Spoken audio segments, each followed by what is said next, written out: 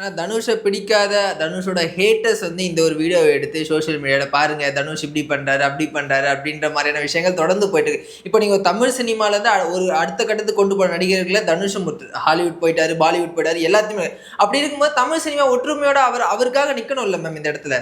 Tamil cinema நிக்கலன்னு யாருக்கு சொல்லிட்டு? இல்ல ரசிகர் ஒரு சில பேர் இருக்கணும்ல. ஒரு விஷயம் புரிஞ்சுக்கோங்க, 5 விரலும் ஒன்றா இருக்கா?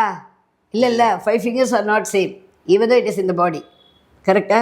கிடையாது. அப்படி இருக்கும்போது நம்ம உடம்புல இருக்கக்கூடிய 5 விரல்களுமே சமமாக இல்லைன்ற போது அப்போ எல்லா மக்களும் ஒரே மாதிரி நினைப்பாங்கன்னு எப்படி நீங்கள் நினைக்கிறீங்க? இதுவும் ஒரு விதத்தில் இது தாங்க வளர்ச்சி தாங்க.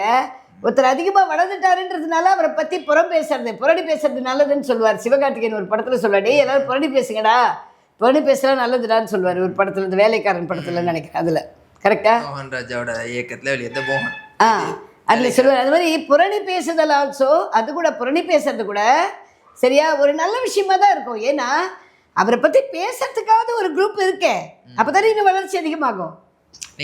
எப்பவுமே இல்லை, எப்பவுமே வெறும் நெகட்டிவ் மாத்திரமே பார்க்கக்கூடாது. நெகட்டிவ் வருதுன்னா அந்த நெகட்டிவையும் பாசிட்டிவ் ஆக்கிட்டு போயிடணும். சரியா? இப்போ நான் ஒரு இடத்துல வேலை செஞ்சேன், ஒரு நிறுவனத்தில் வேலை செஞ்சேன். திடீர்னு அந்த நிறுவனத்தோட சிஇஓ வந்துட்டு என்னை வந்து நீங்கள் வேலைக்கு வேண்டான்னு சொல்லிட்டாங்க. அந்த மாதிரி என்ன சொல்லிட்டாங்களே, நான் வருத்தப்பட்டு உட்காரல. ஏன்னா அவங்களுக்கு அவ்வளோதான் வளர்ச்சி, எனக்கு அதுக்கு மேலே வளர்ச்சி, அடுத்த வளர்ச்சி எனக்கு போயிட்டே இருக்கும். அந்த மாதிரி ஒவ்வொருத்தருக்கும் ஒரு வளர்ச்சி போயிட்டே இருக்கும். கரெக்டாக? இந்த வளர்ச்சி வந்து அவங்களால பண்ண முடியாது. இப்போ நான் வந்து சோஷியல் மீடியாவில் பேசுகிறேன், என்னால் பப்ளிக்காக சர்வீஸ் பண்ண முடியும். I can go to the court, but where she can go to the court, she can do her practice where she is bounded by some boundaries. கரெக்டாக? அதுதான் அவங்களோட லைஃபு. ஸோ ஒருத்தரோட வளர்ச்சியை பற்றி ஒருத்தர் புரணி பேசுகிறாங்கன்னா அந்த புரணி பேசுதலும் அவங்கள வளர்ச்சி அதிகமாகுதுன்னு தான் அர்த்தம். நெகட்டிவையும் பாசிட்டிவாக எடுத்துக்கங்கன்ற